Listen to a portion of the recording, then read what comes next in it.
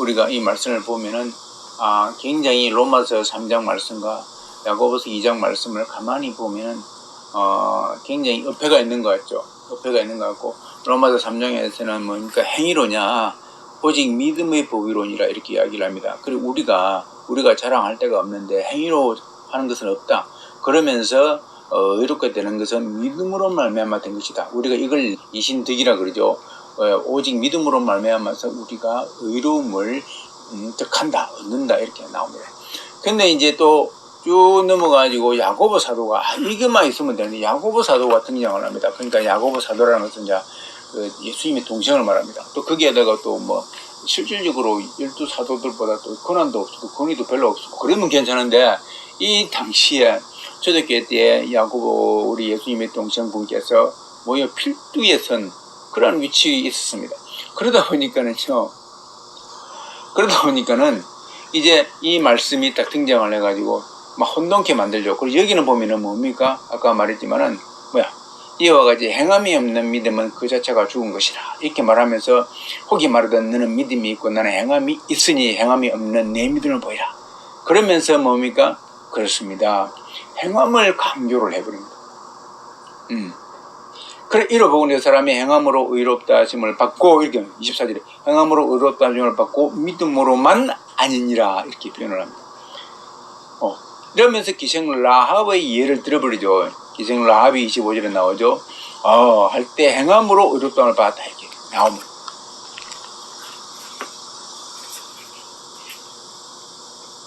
굉장히 이제 이게 골치 아픈 대목이죠. 이렇게 이제 요즘은 그래도 학문이 많이 정진을 했다라는 표현이 좀 이상한데, 이 부분에 대해서 많이 다루다 보니까는 이제 이 말이 무슨 말인지 혼돈하지 않습니다.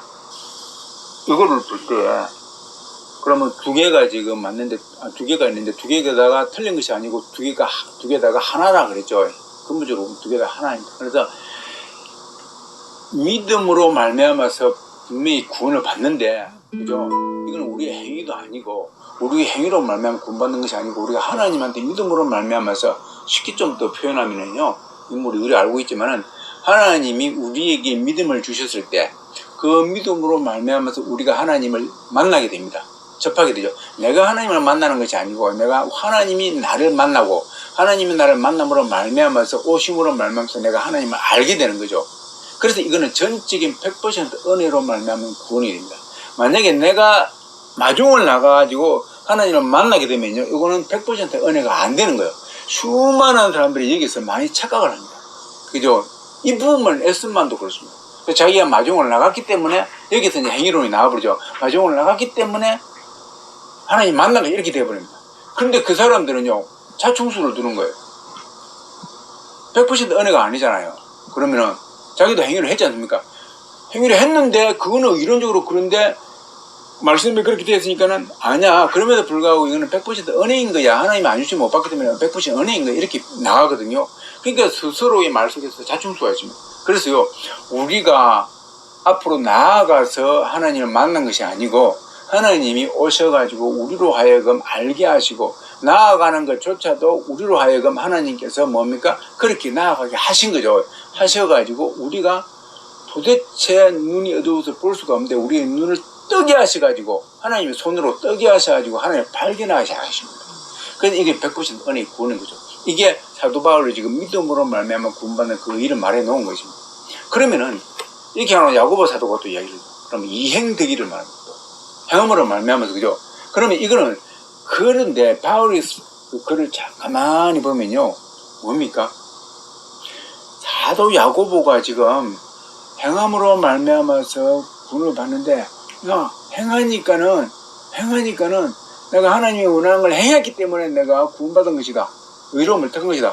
이게 절대 아니거든요. 이렇게 들린다 그 말입니다. 기생 라합의 예를 보면서도 그렇게 우리를 그렇게 착각할 수가 있어요. 근데 이걸 근본적으로 다시 되돌리면요, 바울의 그 의의는요, 뭡니까? 내가 하나님으로 말미암아서 거듭나고 하나님으로 말미암아서 의롭다 칭함을 받은 사람들은요, 결국은 뭡니까?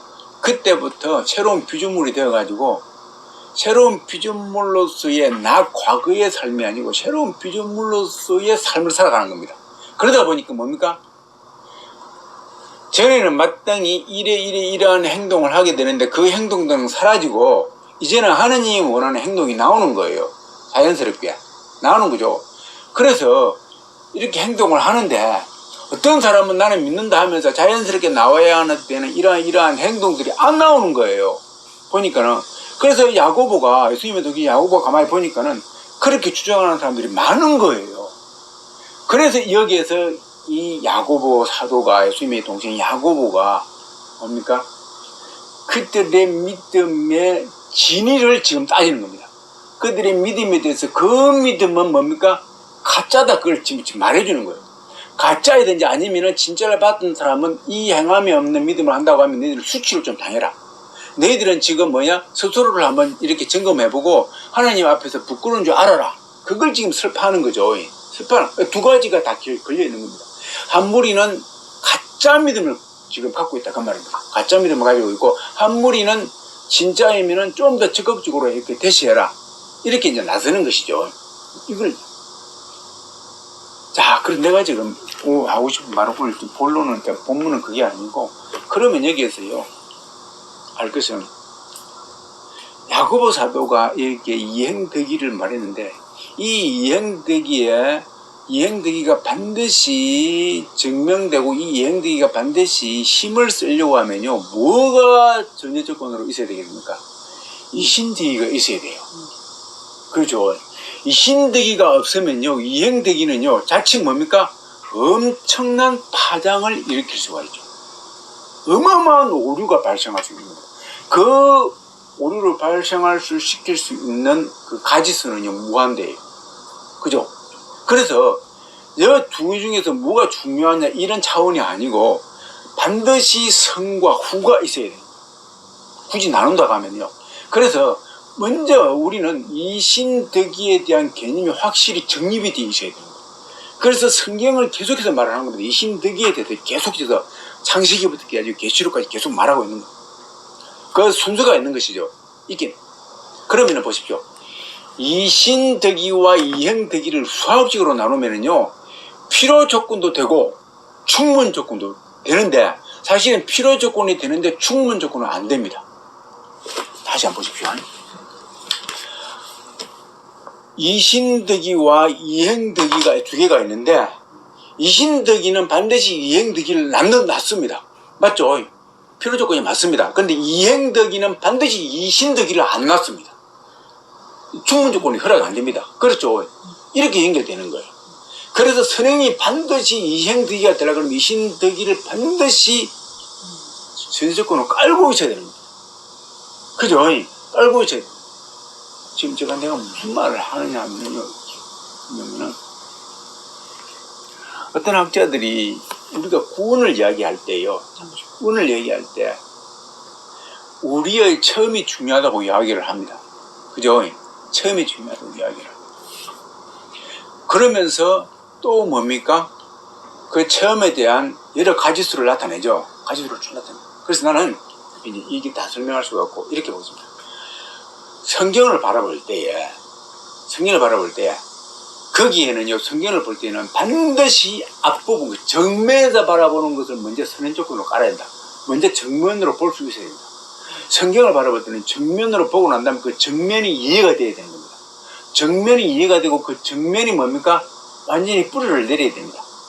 정면이 뿌리 내지 않은 상태에서 그 상태에서 뿌리 내리고 난 다음에는요 그 다음에 성경을 측면 왼쪽에서 보기도 하고 오른쪽에서 보기도 하고 뒷면에서 보기도 하고 위에서 보기도 하고 밑에서 보기도 하고 이렇게 하면은요 그것이 어긋나지를 않습니다.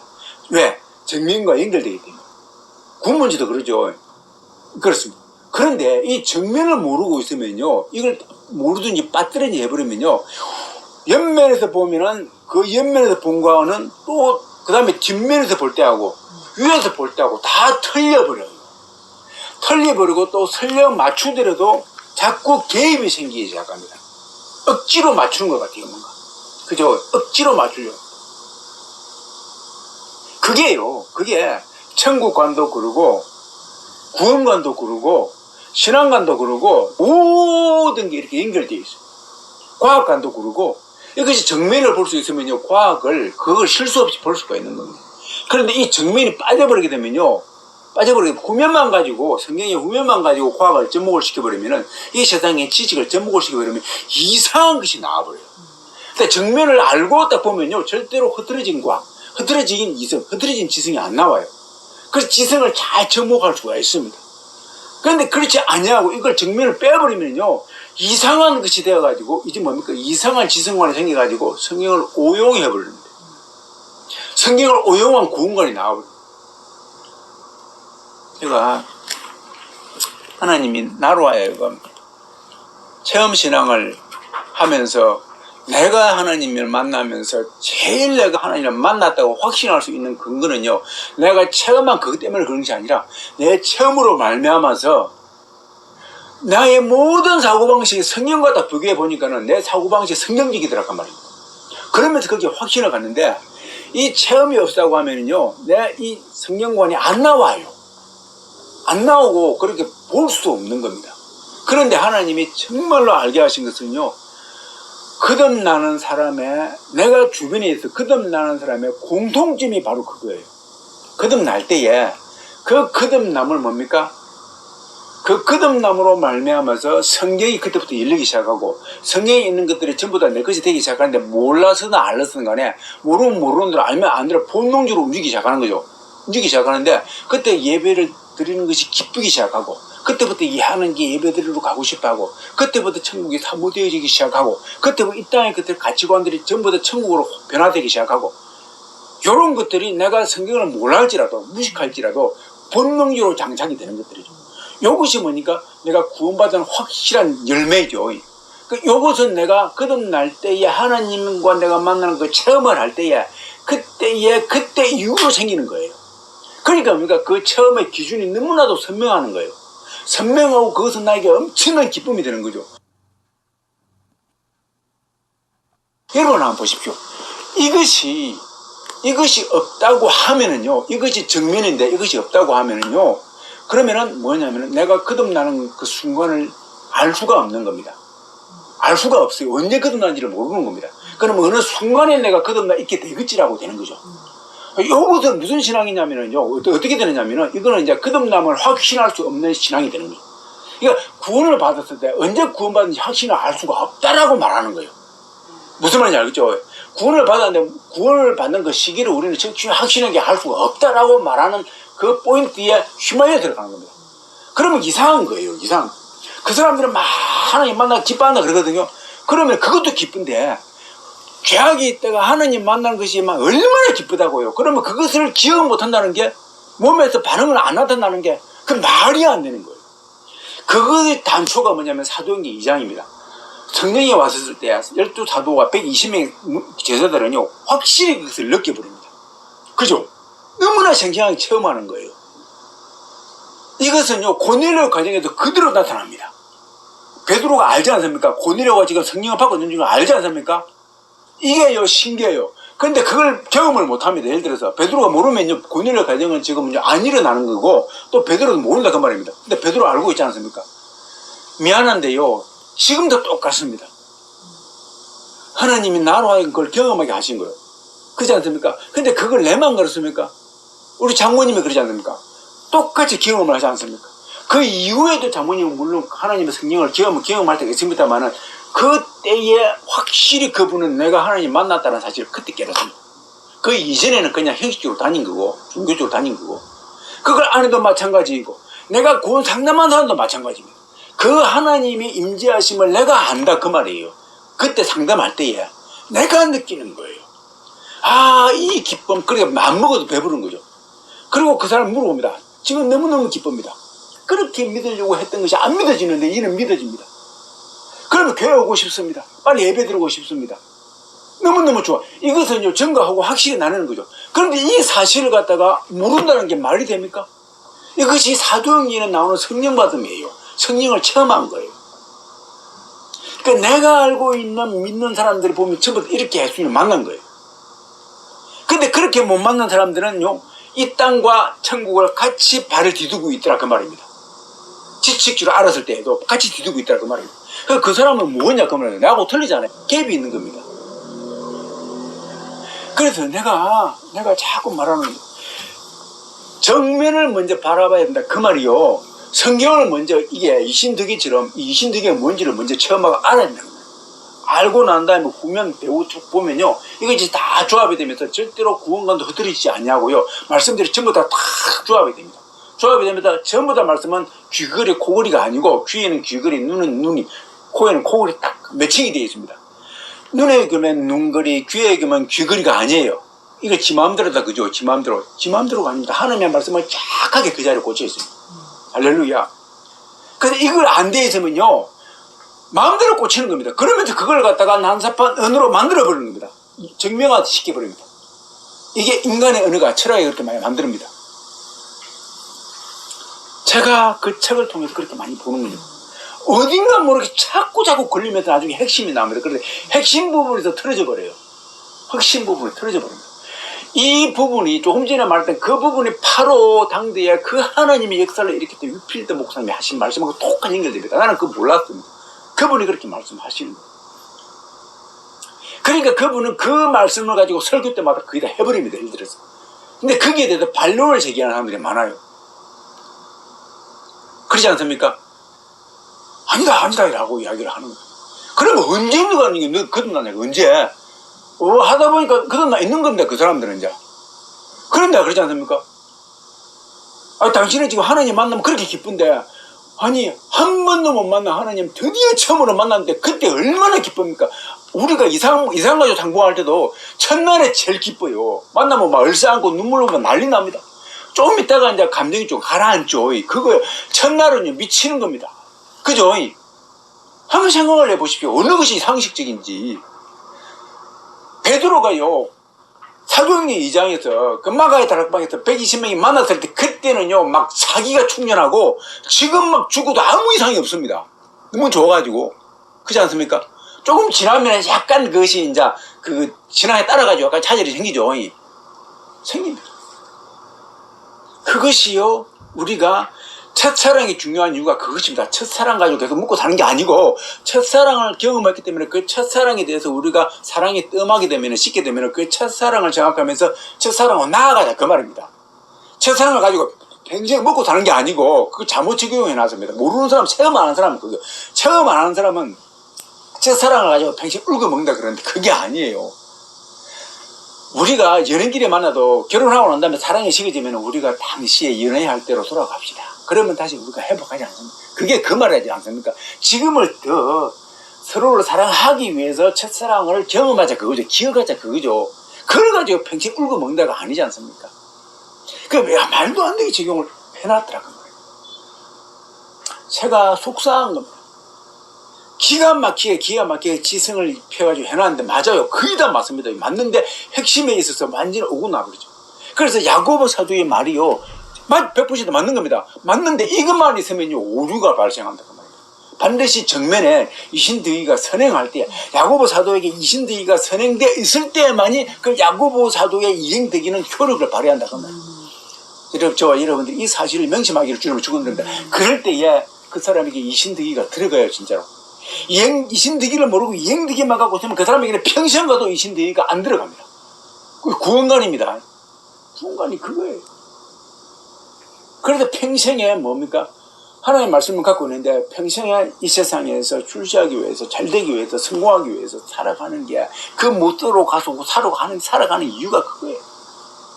그러면서 시간은 다 가버리고 자기는 하나님 만났다고 착각하고 있고 이것이 바로 성령의 열매이고 내가 이렇게 교회 생활 잘하고 있는 것은 성령이 나를 인도하심 때문이고 내가 바로 성령의 내주함을 인침받은 그 정민이 아니고 뭐겠느냐 이렇게 나아가는 거예요.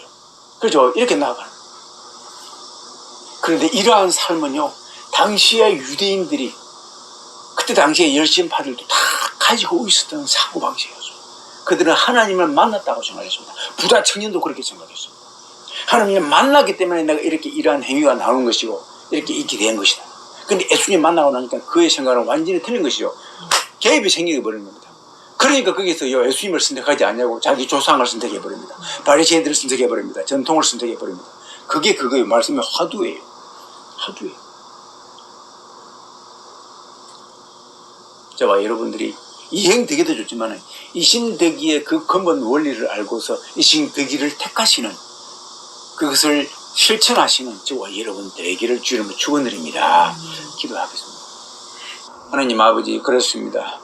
우리에게 하나님 말씀을 정면에서 볼 수 있는, 사실은 사실대로 볼 수 있는, 그걸 돌리지 말고요. 예수님 말씀은 쉬웠습니다. 예수님의 사역은 정말 쉬웠습니다. 그래서 어렵게 사역을 생각하는 사람은 예수님을 떠나버렸습니다. 예수님 말씀이 너무 쉬우니까는, 예수님의 사역이 너무 쉬우니까 떠나버립니다. 그러면서 이제 뭡니까? 그들은 예수님의 사역 대신에 철학을 가져오고 예수님의 사역 대신에 더 어려운 걸 가져오면서 아버지 하나님, 예수님을 떠나버리는 그러한 삶을 살게 되었습니다. 내일은 가서 모든 족속으로 죄를 삼아라. 아버지 성령 성령의 침례를 주고 내 부모가 모든 가르치게 하라. 복잡한 거 하나도 없습니다. 예수님 말씀에 있는 거 그걸 가지고 아버지 하나님 그대로 적용을 하고 거기서 더 나아가려고 하면 우리가 함정에 빠질 수가 있기 때문에 그것에서 아버지가 더하거나 빼지도 아니하고 그렇게 할 때에 하나님 아버지 우리에게 복이 임하고 우리에게 진짜가 임하고 우리가 아버지가 우리 눈이 열려가지고 천국이 보이게 되고 복잡한 거 없습니다. 아버지 하나님. 그런데 사단은 너무나 교모하여서 교모하고 아버지의 술취고 많아서 우리 허약음 더 복잡한 걸 만들게 가지고 하와이를 오실 때 보십시오. 복잡하게 만들어 버립니다. 아버지 하나님 거기에 눈이 돌아가 버립니다. 한 단계 넘어가 버리니까 하와가 아버지 하나님 갑자기 눈이 밝아지는 것이 지금 가지고 있는 것이 그 엄청난 것들을 모르고 눈이 밝아지는 것이 뭔지도 모르고 그것을 선택해 버리는 것입니다. 아버지 하나님 거기에 폭 빠져들어서 그렇습니다. 지금 얼마나 많은 사람들이 예수님의 그 단순한 사역을 터부시해버리고 멀리해버리고 좀 더 진화되고 고등화된 신앙으로 나아가고 있는지 모릅니다. 그런데요, 그때나 지금이나 똑같습니다. 아버지 하나님, 그렇습니다. 우리로 하여금 눈을 열어서 예수님이 처음에 말씀하셨다는 것을 그대로 받아들이고 그래서 정면을 보게 하셔서 아버지 나중에 나머지 부분도 측면도 보게 하시고 후면도 보게 하시고 위도 보게 하시고 밑에도 보게 하는 그런 놀라운 영적 안목이 다 생길 수 있도록 저에게 은혜를 베풀어 주시기를 기도하옵나이다. 감사할 때 귀하신 예수님 이름으로 축복하기도 합나이다. 아멘. 이제는 우리 주 예수 그리스도의 무한하신 은혜와 하나님의 극진하신 사랑하심과 성령 하나님의 한량없는 교통하신 분의 축복하심이 하나님을 사랑하여서 하나님 나라에 향함으로써 아버지의 실천함으로써 물질과 모든 것들을 아버지 드리는 사람들을 위해 열방 가운데 흩어져서 주님을 사랑하는 또 그렇게 작정하기로 다짐하면서 사랑하는 모든 자들을 위해 지금으로부터 영원토록 함께하기를 간절히 축원하옵나이다. 아멘. 하나님 아버지 이 신되기를 쟁취하는 아버지 그래서 이 신되기까지도 쟁취하는 저희 가문들 될 수 있도록 은혜 베풀어 주시기를 기도하옵나이다. 하나님의 때를 저희들이 기다리오니 하나님의 때가 아버지 하나님이시여 한치 오차도 없이 역사하여 주시고 하나님께서 그 사건을 통하여서 영광 받아 주시기를 기도합니다. 하나님 이 마지막 때에 주님을 알지 못하여서 혼탁한 시대에 살아가는 이 영혼들에게 주님의 탄미와 같은 정론의 말씀이 그들의 영혼을 아버지와 쫓을 수 있도록 그들의 영혼을 아버지와 만날 수 있도록 찾아갈 수 있도록 주님이시여 역사하여 주시옵소서. 감사할 때 귀하신 예수님 이름으로 축복하고 기도합나이다. 아멘.